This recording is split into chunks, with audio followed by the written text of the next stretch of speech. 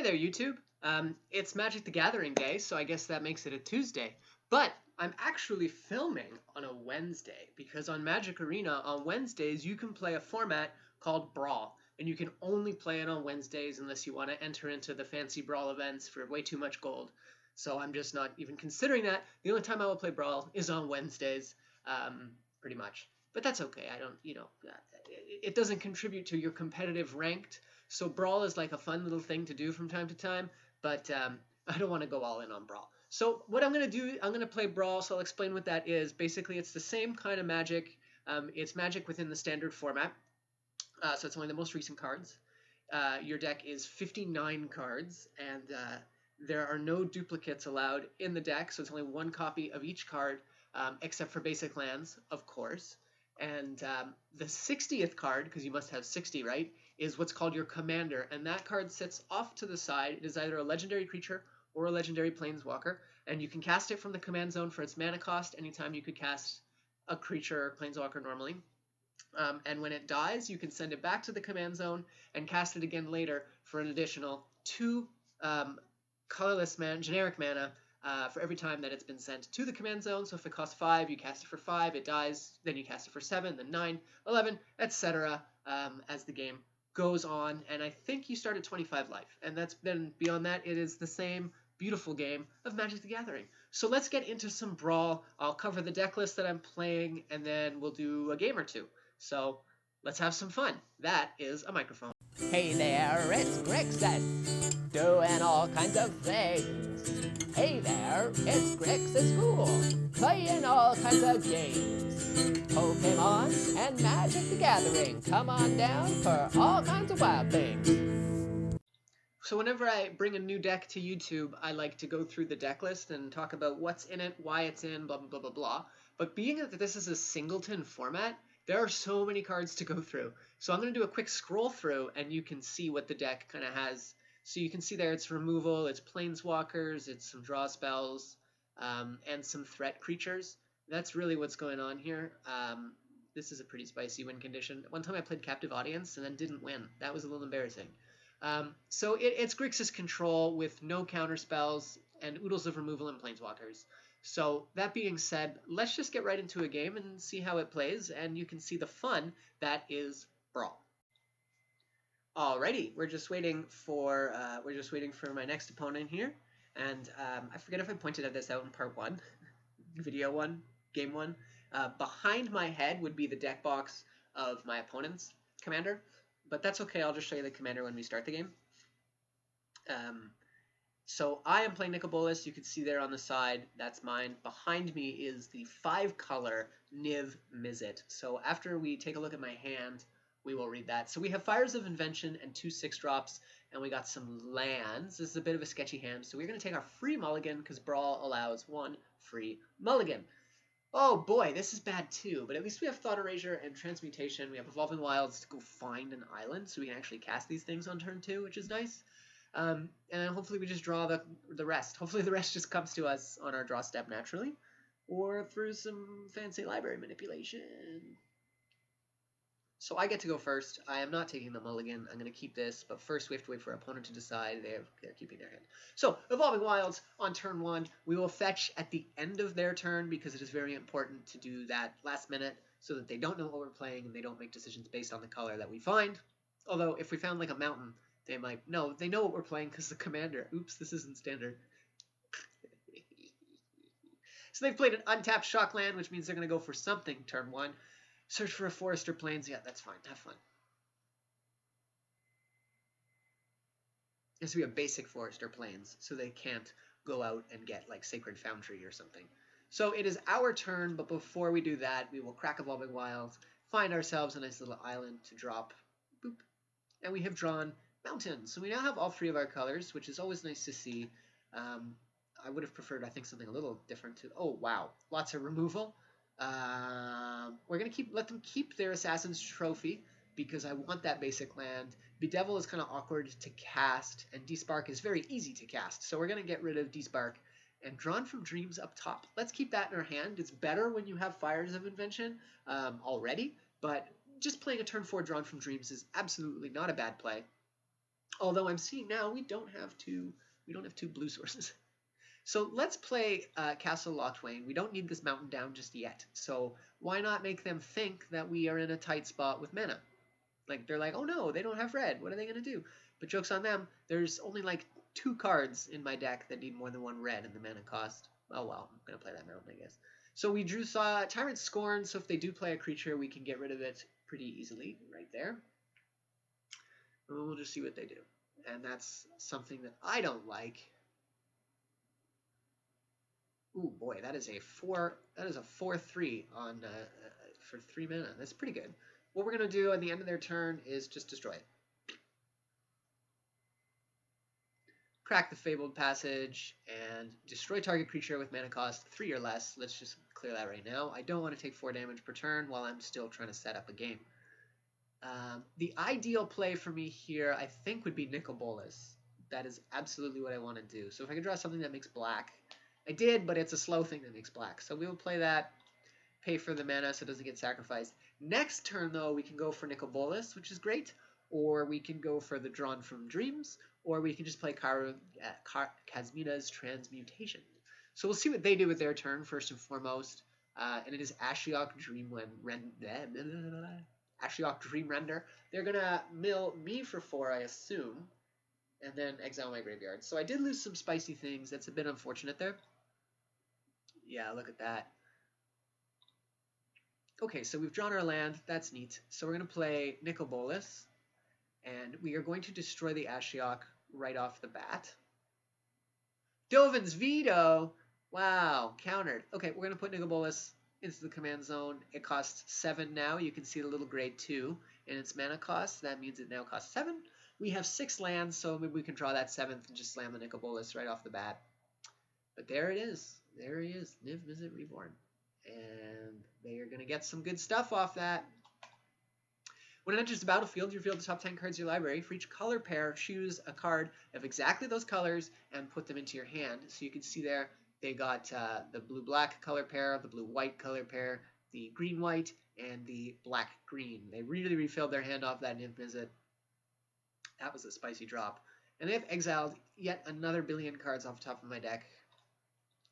So that's unfortunate. So we will play our land tapped, Yicky Pooey, and then we are going to play Kasmina's Transmutation and just make their Niv Mizzet into a 1/1 with no abilities. That seems fair. And that's the end of our turn. On the end of their turn, we can activate Castle Lochwain and draw a card. We will lose 4 life, but it is worth it in the grand scheme of things, I suppose. We're in a really tight spot here. So, oh, cripes. Teferi! And now they can use Teferi to bounce Transmutation. So we want to draw the card before that happens, so we take 1 less damage.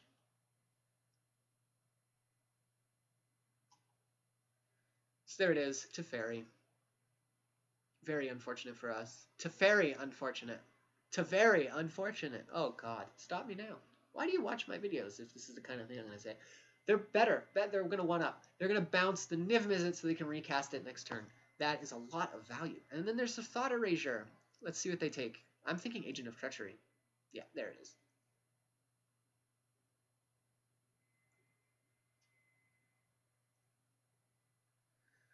Oh, there's so many problems happening now. Like, this is just super problematic. There's top 4, Ugin, Chandra, 2 lands. All that's exiled along with the rest of my graveyard.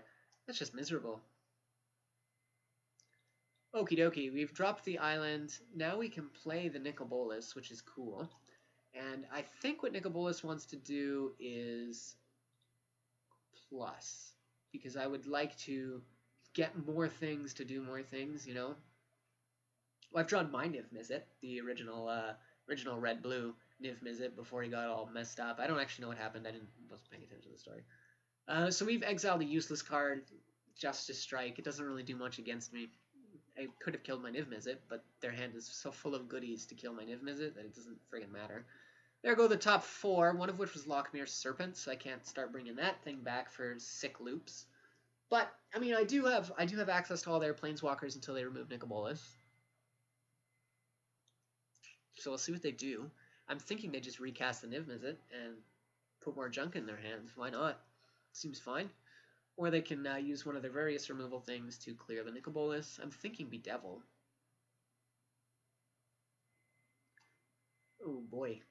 So there we have Vraska to deal with, and we've got Feyburrow Elder. Gets +1/+1 for each color of permanents you control, so it can be up to a 5/5. And, well, what does it start at? It doesn't tell me what it starts at, but I can look at all the colors. We got black, we got green, we got blue, we got white. So it's probably a 0/0. Oh boy, Fires of Invention. That's pretty cool. So what we want to do is we're going to plus the Nicol Bolas. Start there.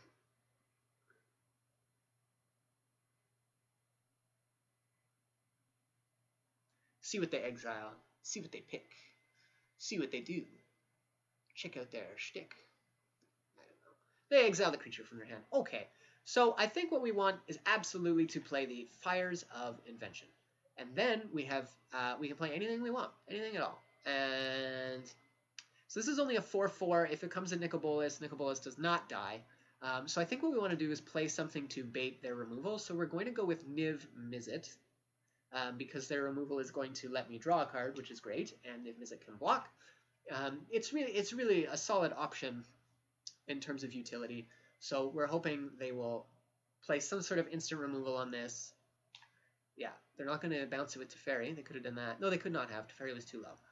Sacrifice a permanent. If you do, gain a life and draw a card. We'll see what they pitch. Probably a land. That seems fine.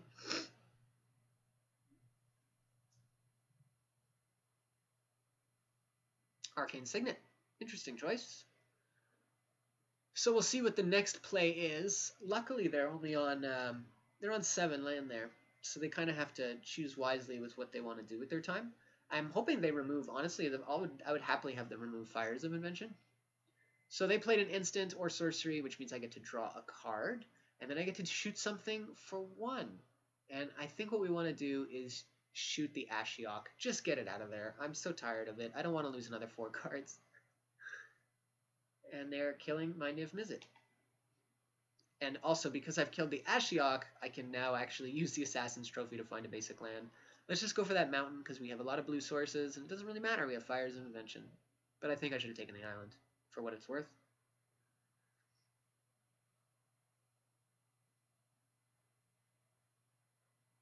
And now they recast the Niv Mizzet. They're going to try to fill their hand up. Tap that for black, tap that for blue, Niv Mizzet for you, tears for me. We should have flipped that last one around. So there's the Niv Mizzet. And they get to do the thing where they look at the top 10 and take some sweet color pairing stuff. They are tapped out. They have no more mana. They can't do anything for the rest of the turn. So they've got this thing, Ingrass Rampage removal, Royal Scions, and Oath of Kaya. And now it is our turn. That's not true. First, they get to attack.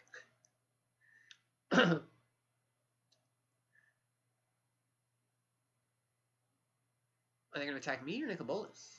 They're coming to me. They're coming to me. Coming to me. Coming to me. Blech.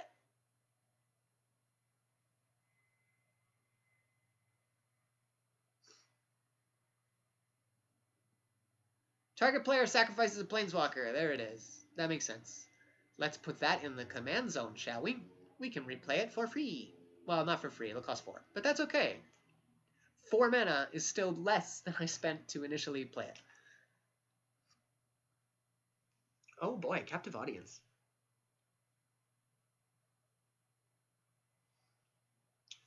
So I think what we want to do is... jeez. The Vraska is almost there. We should hold on to Nicol... You know what? Let's play Nicol Bolas for 4.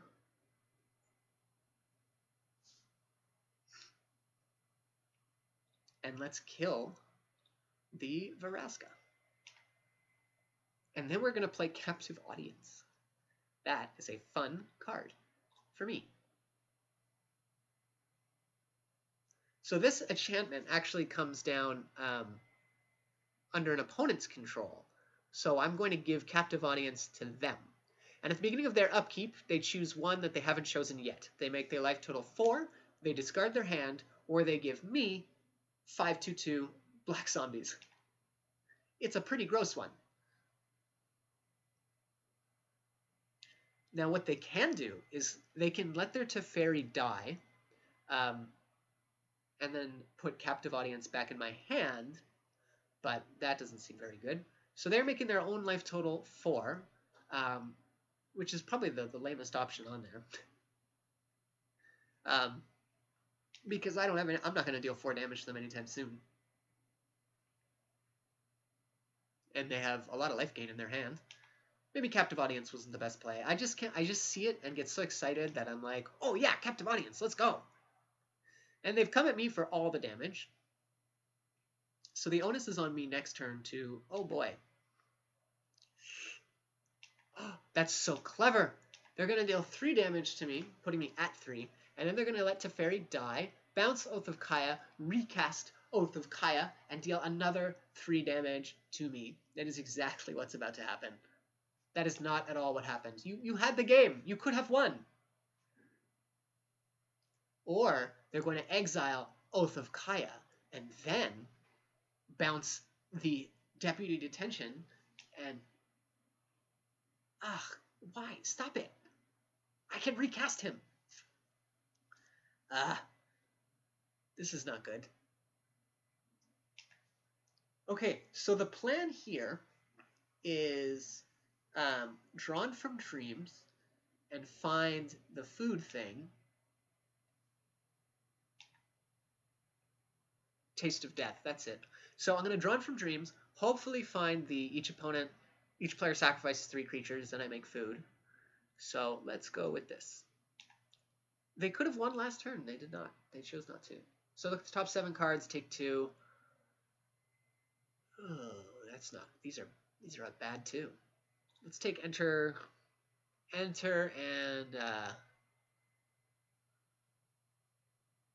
Swift Watercloak. Play that tapped. Gain a life.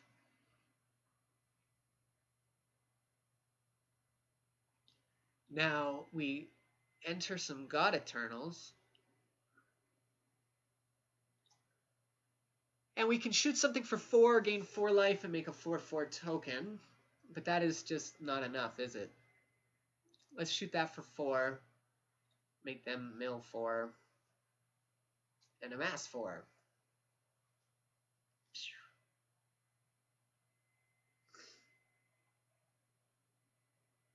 And I think we're done. Fires of Invention says, no more spells for you, Matthew. So now what's going to happen here is they get to do they get to resolve another Captive Audience. So they can discard their hand, or they can give me 5 tokens. They're going to give me the 5 tokens.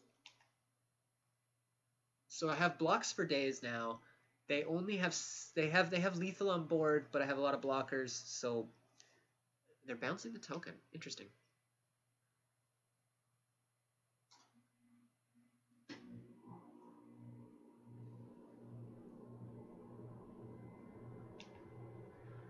Oh, okay, let's see if they play this one correctly. +2/+0 on Niv Mizzet. Attack me for 8, win the game. There it is. Okay, so they figured it out. They got me. They could have had me last turn, but this was a really great game, and they did beat me. So if you're watching this, I'm not going to pronounce your name, Z. You could have won last turn, but you did not. And now you're going to win this turn, unless... There's no unless. I lose. Oh, I have to click one more time. I am stricken. That is it. I died to Niv Mizzet. So that is Grixis Brawl, and thank you so much for watching. And I'm going to try to do more Brawl in the future with all the many decks that I have. So thank you so much. Also, Twitter and Instagram and Twitch and all that stuff, you can find me there. I don't have any packs to open, so let's quickly just go pick up a pack for some Goldie Poo. Packs. Pick up some packs. Let's do Theros. That'll be fun. Claim the Theros pack and open it. Doot. Never pay me to sing. Okay, so we open a bunch of commons. Uncommon wild card, which is cool. And then Elspeth's Nightmare. And the Akroan War. Cool. Those are the cards. Look at my wild card situation. No rares. Abysmal. So that's the end of that. Thank you so much for watching. Everyone have a beautiful day. So in game one, I was against a black-white Athreos deck, and they conceded on turn 4. They didn't draw enough lands, and I got to resolve a Nicol Bolas pretty quickly. So I decided not to include that because that was a waste of 4 minutes of your time that I didn't want to do. I just want to focus on the format and get some sweet games in. So here's the opener.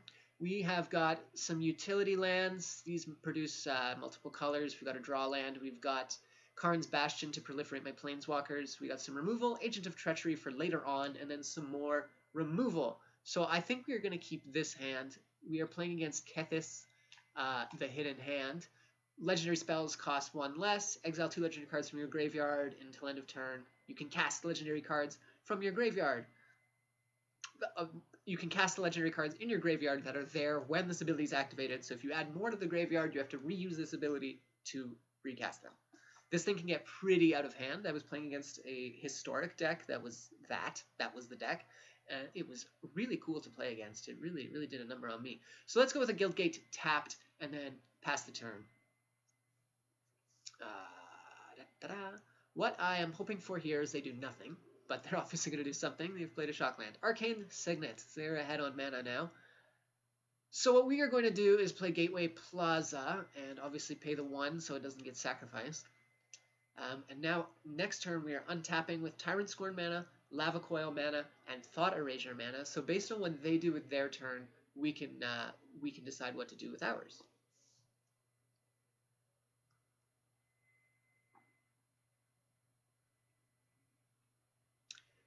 Yes. So, well, we can talk while they're making their decisions. If they do not play a creature, we will Thought Erasure. If they play a creature, depending what the creature is, we might Lava Coil or we might Tyrant Scorn. So now they've gone for their commander. Keeping in mind it is a 3-drop, and if we kill it, they must pay 5 for it, but they're already at 4 mana. So if we kill it right now, they can just recast it the very next turn. Currently, it is just a 3/4 and nothing more than a 3/4. So I think what I want to do is play the Castle Lochwain tapped and Thought Erasure them and go for their hand. We can take the 3 damage. It's fine. Yeah, see, I'm much more invested in getting rid of some of these things. So we are going to take the Vraska and Mass Manipulation. That's pretty spicy. We will keep Mass Manipulation up on top because we do have land for the next 2 turns, so we don't need to immediately be digging for lands. And the Mass Manipulation, while not usable right now, I don't want it in the graveyard because Surveil does put it in the graveyard, and I'd have to find some sneaky way of getting it back that I'm pretty sure I just don't have. So I want to keep the Mass Manipulation because it could come in handy later. The rest of their hand is pretty passive, so I don't imagine they're going to do too much. It looks like they didn't draw a land, which makes removing the Kethis that much more appealing because it means their next turn, if they draw land, they're committing to playing the Kethis and tapping out, then we can remove it again. If they had gotten consistent land drops, I'd be a little more weary of removing the Kethis, but since they're obviously struggling on land, I think it's a good way to go. They have just scryed 2, so they could have put some land up top there, but if we could force their next couple of turns to be trying to get Kethis down and keeping him down, then I think we're in a pretty good spot. So let's go for Mountain and Lava Coil the Kethis. And then Tyrant Scorn is an instant, and we do have the mana to use it. So on our next turn, on the end of their next turn, we can Tyrant Scorn the Kethis and make it a 7 cost, really kind of cementing that Kethis is not happening this turn unless they make some dramatic mana changes quickly. So Charming Prince is probably going to come in for 2 here. It would make no sense not to come in for 2 here. And we'll see if they recast the Kethis. Or this mystery card, because yeah, there it is. Doom Whisperer, that is unfortunate for me. But what we can do here is wait. We will wait. Hopefully we draw a land. We did not. That's okay. So we play Karn's Bastion. We have a couple options here. We can slam the Kefnet and have a blocker for the Charming Prince, or we can just keep up Tyrant Scorn, or we can keep up Castle Lochwain mana. I think that's what we're going to do. Keep up the Castle Lochwain mana, because what we want to do is draw that 6th land and get a Liliana going. to make them sacrifice 2 creatures. So now we're really hoping they don't play the Kethis, but at this point, in my mind, it would make no sense not to play the Kethis.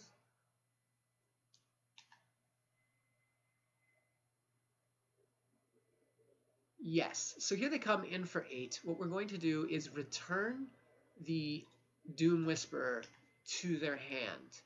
And what this plan does is it puts an awful lot of pressure on me to draw a land, because I'm bouncing the Doom Whisperer, and I'm hoping that they will then either replay the Doom Whisperer or play the Kethis, whichever they prefer. I'm okay with either one, and then I have to draw a land that comes in untapped, so I can play Liliana and clear their board. There it is, Doom Whisperer. So now the pressure is on me to draw a land. And I did draw a land, but it comes in tapped, unfortunately. So let's play that, gain the life. So Liliana's next turn. This turn, we can play Kefnet, and that's at least a blocker. And we are going to block, because next turn is Liliana. So we're going to block, let the Kefnet die, only take 1 damage, and then we play Liliana and make them sack 2 dudes. But they really do, you know, if they play the Kethis, then they have 3 creatures. Liliana only deals with 2 creatures, of course. So we'll see how that goes. They are doing the pay 2 life Surveil 2 off the Doom Whisperer.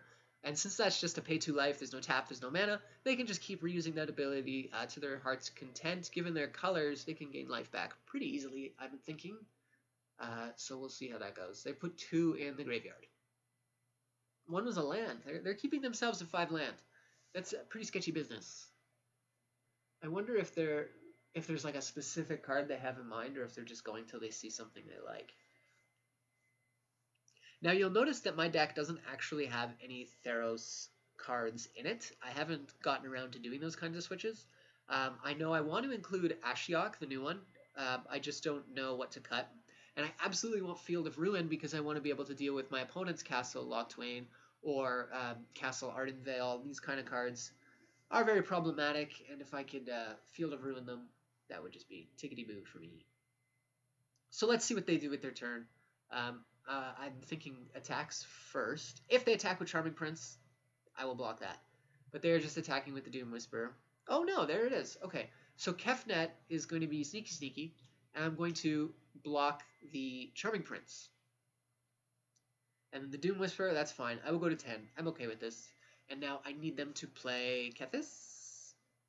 I need them to play Kethis. Go.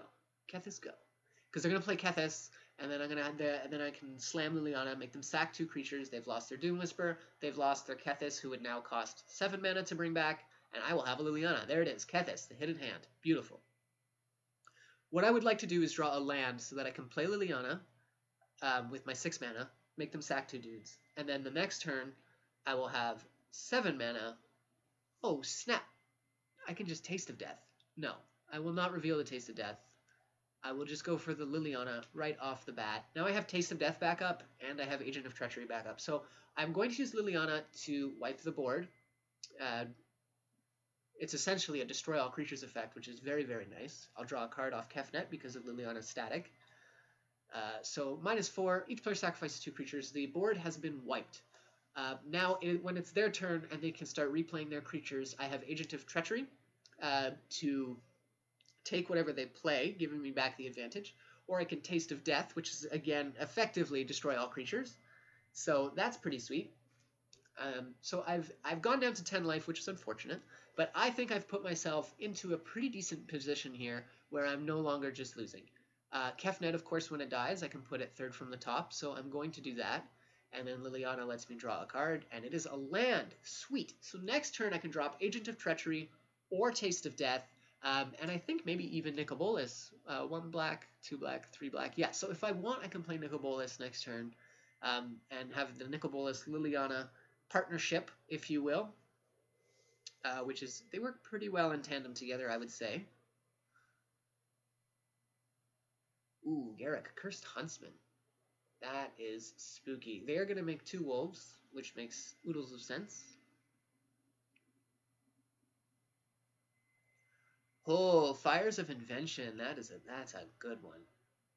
So what we want to do is make a wolf, and then we are going to play Fires of Invention. With this, you can only cast spells during your turn. You can only cast 2 spells per turn, but you can cast spells for free as long as they cost the same as the amount of lands you control or less.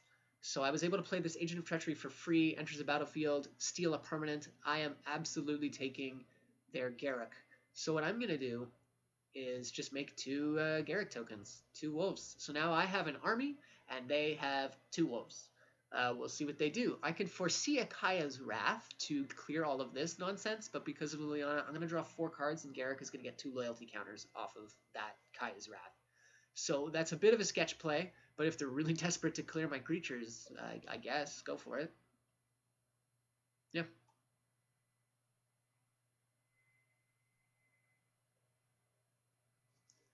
They're going to take their time and think about this, which is totally fair. They can take all the time that they're allowed. They have 2 hidden cards: Kaya's Wrath, Find, and Finality. Return up to 2 creature cards from your graveyard. Oh, there it is, Kaya's Wrath.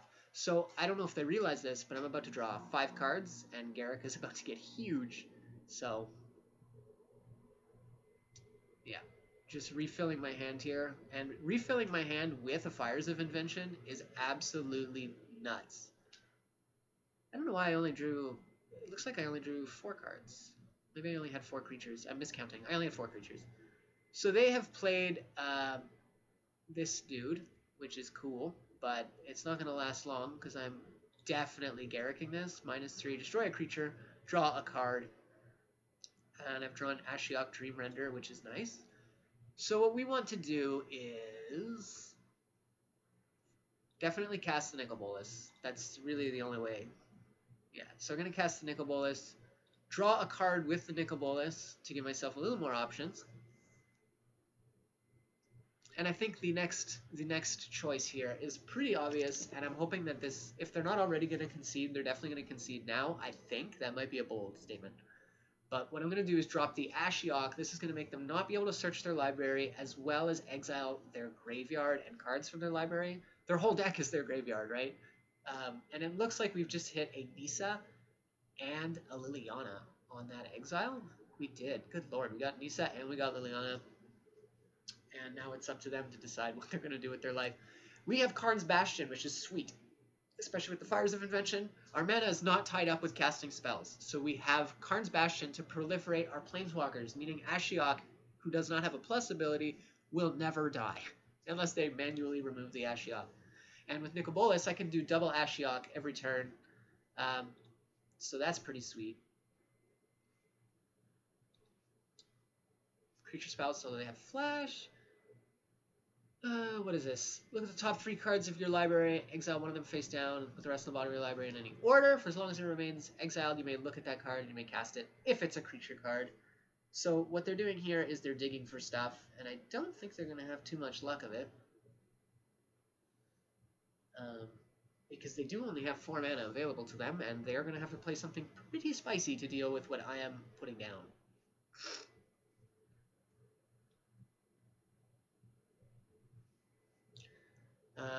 It looks like they did not find a... Oh, it's exiled face down. That's right. I don't get to see what it is. So they still have Find and Finality, and there it is. There's the concede. All right, we got him. So let's try to do one more. That was a little long, but we'll try to